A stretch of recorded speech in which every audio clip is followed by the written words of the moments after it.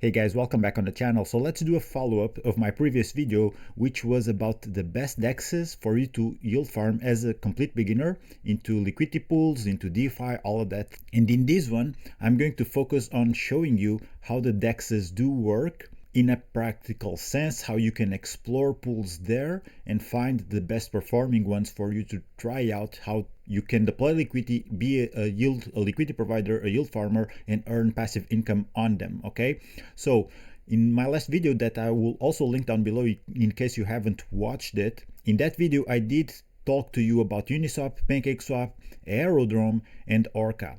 I did share my thoughts on why you should be using them as a complete beginner and my thoughts on how they work. And in this video, we are going to cover all of them. I'm going to show you Orca, PancakeSwap, and Uniswap.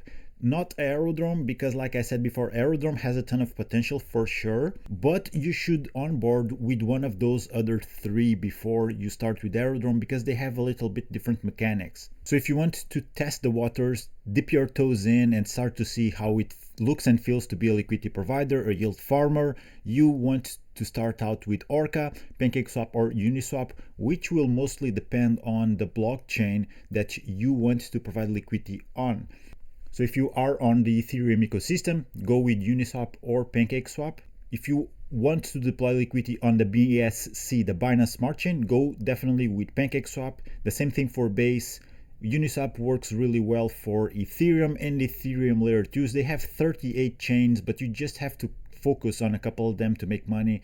I would say stick with the ones that have highest volume, which are Ethereum, Base. Although there's many other options here, these ones drive a lot of volume and they are just the single ones you need in order to get started. Then if you want to provide liquidity on Solana, go with Orca, especially if you're wanting to farm blue chips. Go on Orca, they will work really well and you will have no issues to find very profitable liquidity pools, okay? As always, timestamps are available down below if you want to jump to a specific exchange here. Now that being said, let me show you how each of these does look and feel and how you can start exploring them. We are going to start with Uniswap. It's not going to be a deep dive into it, pulling the nitty-gritty, but I want you to give you an overall look and feel of the platform. So this is a DEX, of course, you can trade here, but in order to be a liquidity provider, you gotta go here on Explore, and these will allow you to check out which pools are performing the best. So we're gonna do just that, click pools, and then you can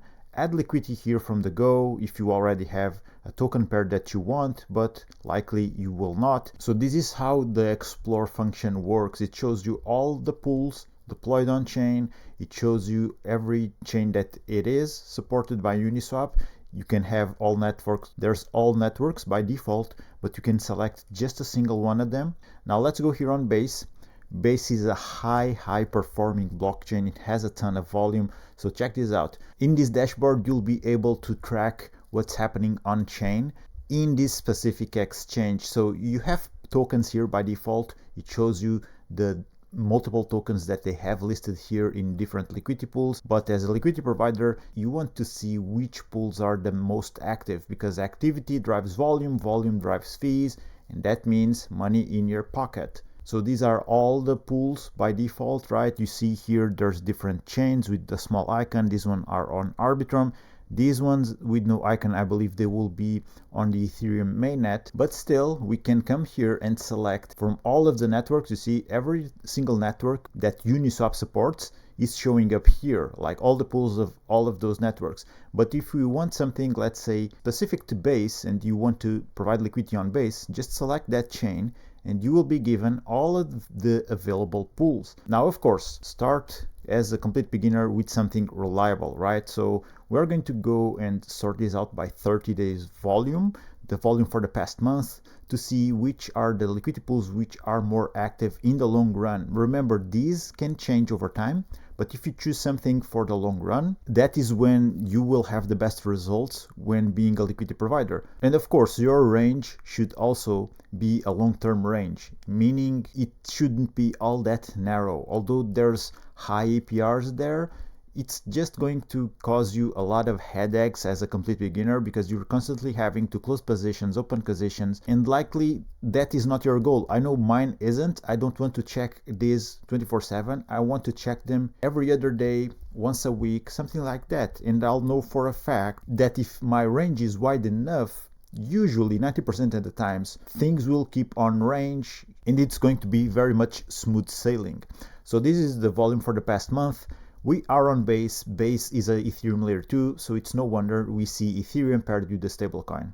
If you're a complete beginner, very reliable pool for you to hop on and provide liquidity. V3 means this is concentrated liquidity pools. So you have to set an upper range and a down range. Ranges for the upside and downside, and that is your active range. You will also have to set a range here under the V4 pools. Now, as a quick breakdown, the main difference between protocol here, V3 and V4, is that V3 is the original concentrated liquidity pools, where you set up an upside range and a downside range, while the price is in between your range. So in this case of this pool, if I have my upside at $4,000 and my downside at $1,000, as long as Ethereum price is in between that range, I'm making money while people trade the token, okay? If it goes out of range, don't worry, you will still have that liquidity, it's yours, you won't lose anything, but your position goes into, let's call it hibernation, and it becomes dormant. It generates no fees, but the cool thing about it is that it's completely passive. So once the price goes back into range, it starts generating fees once again. So it can be completely passive if you want. And the difference between V3 to V4 is that the fee here that you see on V3, it's static. So as long as you deposit in the pool, people trade the token here, they will pay this flat fee that will never change over time. And on the V4, this fee is very, very small, but it will increase as the pool drives also more volume and more demand. The fee tier will automatically adjust to that. This is the newer concentrated liquidity version. Uniswap calls it the V4. Other exchanges call it something else. In PancakeSwap, it's the infinity pools, but they pretty much work the same way, okay? Another thing I want to share with you, and very important, is the reward APR. Usually, if you find something that is having a ton of incentives, go for it. For example, this one, it pays you the Uni token as an incentive for people to deploy into this pool. So that's a way that Uniswap comes up to convince users to deploy liquidity here. And it doesn't matter if there is zero volume in this case, because as long as there is reward APR, you having liquidity in this pool will earn you these rewards. While the liquidity pool fees are dependent on volume, the rewards not so much, and they can be highly profitable. But we can see here the total APR of the pool, it's at around 30%, and there are other pools, for example this one here, much better performance even without incentives, because the fee tier here is very high. You see 0.3%. So in my experience, I think these 0.05% pools work the best. These can also work really good when markets are low, but when markets are hot, and what do I mean by this is that when there's lower volume, there's low demand from people swapping tokens, at those less active moments in the market, these ones will perform better, as we are seeing here. And in moments where the market is generating a lot of volume, you will see that these 0.05% pools will perform better, and especially these 0.01%. So although you can start with just one single liquidity pool, I think you should go with a 0.05% pool. And from there on, if you want to test out, open new positions with other pools and just compare the performance for yourself to see which one is driving the most fees. Just make sure you're setting in the same exact ranges, okay?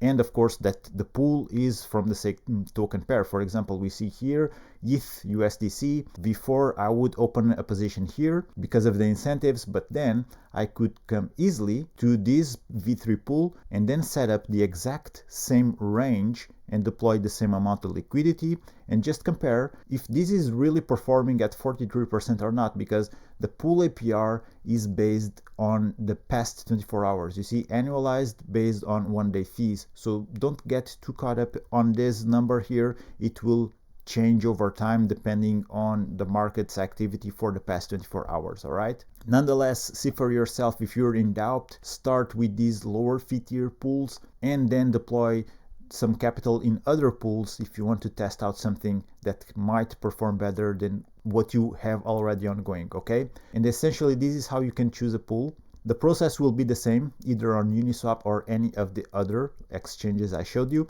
The dashboard itself will be a bit different. So let me go ahead and show you how you can also do the same thing and find pools on PancakeSwap. Alright, so here on PancakeSwap you gotta go to the Earn tab and then Farm Liquidity. It's a bit different. The UI here is a bit different compared with the Uniswap, but it works just the same way. Like I said, you'll have to find all networks here or just select one. In this case, since it does support Solana, let me show you here Solana liquidity pools. So it shows you everything here. You can list them by APR. You can list it by volume for the past 24 hours. You can also apply filters to show only infinity pools, which is the equivalent to Uniswap's V4, and then V3 is just the same thing, right? The name is just the same. So no results found here. I guess there are no infinite liquidity pools on Solana. Doesn't really matter. Let's go with V3. So since we are on the Solana ecosystem, no wonder that the trading pair that has the most volume is Solana paired with USDC. So you see on Ethereum, you'll have Ethereum paired with the stablecoin. On Solana, you have Solana paired with the stablecoin. It's a no-brainer. These are very solid liquidity pools, not only because they handle blue chips, but also because they have overall the highest volume, and over time these will print money non-stop. And these ones on Solana especially, they can really even perform better than liquidity pools on Ethereum. Solana surpasses Ethereum in many metrics, and when it comes to volume, number of on-chain transactions, Solana can be highly profitable because of that. You could easily find out liquidity pools here, but if you want to see the best performing, you gotta go here to the Info tab, and this will show you the exact same thing that Uniswap showed us on the Explore tab. PancakeSwap's info and analytics are on display here. We just keep scrolling down until we find top pairs, and from here, let's go with 7 days. I like it better if it gives you a longer time perspective, like a month, but in here we have to work with 7 days. It's still okay. It already gives us an idea of the top traded pairs. As always, Ethereum paired with USDC. Remember, we are looking at base blockchain. If you want to switch the blockchain, just come up here and select something else. But here on base, we can see once again that Ethereum paired with USDC, this is the prime liquidity pair you want to deploy your liquidity on to generate passive income. Then there's, of course, always going to be blue chips. I really like yield farming Bitcoin, and that's always going to be an option. Maybe that's your case, so if it is, just go with it as well. The same thing applies. Bitcoin paired with the stablecoin will always have high demand. You see TVL 3.8 million, volume for the past 24 hours, and we're talking about a weekend. So 10x volume to TVL ratio, really good stuff here. Even if the fee tier is quite small, this will earn you yield non-stop. And also have in mind, although we cannot see it here because we're just looking at the PancakeSwap analytics, but if we go onto Farm Liquidity, we'll find these pools and see how the APR is calculated. So there's a lot of farm incentives. So this is on Solana, right? And we were just looking at base. So let me switch up this to show up only base results. And the same thing happens here, farm APR and LP fee APR. So you know how much of this APR comes from cake tokens, the incentives, and from the liquidity pool fees. It doesn't really matter where the money is coming from. You can harvest your rewards at any point in time. You're completely free. Once a day, twice a day, once a week, it's up to you. And if you do leave your rewards sit there, they will not go anywhere. They are just waiting for you to claim, okay? So there's no sort of time frame and then you lose your funds. No, it doesn't work like that. Okay, so these are the basics also on PancakeSwap. Now let me move on to Orca. So Orca is a bit different from Uniswap and PancakeSwap because they will not have that specific Explore or Analytics page, but you do everything here from the Pools tab. And we have everything broken down here, current TVL, how much was the last day volume. Remember, we are on a weekend, so this is going to be under average, and how much fees did it generate, how much revenue people generated by trading here on Orca pools. $82,000 in just one day. On a weekend, once again, this can be much higher on weekdays, and especially when markets are hot, when everything is booming, Bitcoin is at or very close to all-time highs. Stuff like that will definitely influence markets, and of course volume. So this goes for all DEXs, but this is how Orca looks like. If you are on Solana, it's my go-to choice. It's my preferred one actually. So you will see this yield TVL column. In here, you can set this up to have a different time frame. 5 minutes, anything up to a whole year. I like to go with monthly. If you're looking to provide liquidity in the short term, of course, you want to go with something like hourly yield or 6 hours yield, something like that. But these are for pools, or 8 hours. These are for pools that you do not want to yield farm for a long period of time. If you want to start, like I keep saying, go with something that is for the long term. Go with something with 7 days, 30 days, and go with something for the long term means blue chips. Solana paired with USDC, it's a no-brainer. You see this yield here, 4% a month. Of course, this is an average. You can get more or less, it depends on your range. But then you select the pool. As you can see, I think Orca, from all 3 exchanges in this video, they are the most beginner friendly. You'll know more about it in the videos that I will link up at the end. But by default, you can come here, look at the chart. It's really easy on the eyes, and you can set up your own ranges as you are looking to a DEX screener type of chart. So on the right side, it shows you all the information about your position. You can go full range, by the way. I didn't really mention this, but you can always go full range, which will substantially lower your rewards. You see the estimated yield now drops to 0.28% for one whole month, but this is virtually hands-free. You don't have to worry about a thing. You don't have to worry if Solana drops below 100 or it goes to 500. You will still make money in fees, okay? But for best performance, more efficient capital, you gotta go with custom, set up your ranges, and you can set up anything manually or just go with their pre-default values here. So this is -10 plus 10. It already gives you an idea of the range and how long has the chart performed in between this range, which is looking really good. Let me go with daily candle. So actually now we found that this range has been working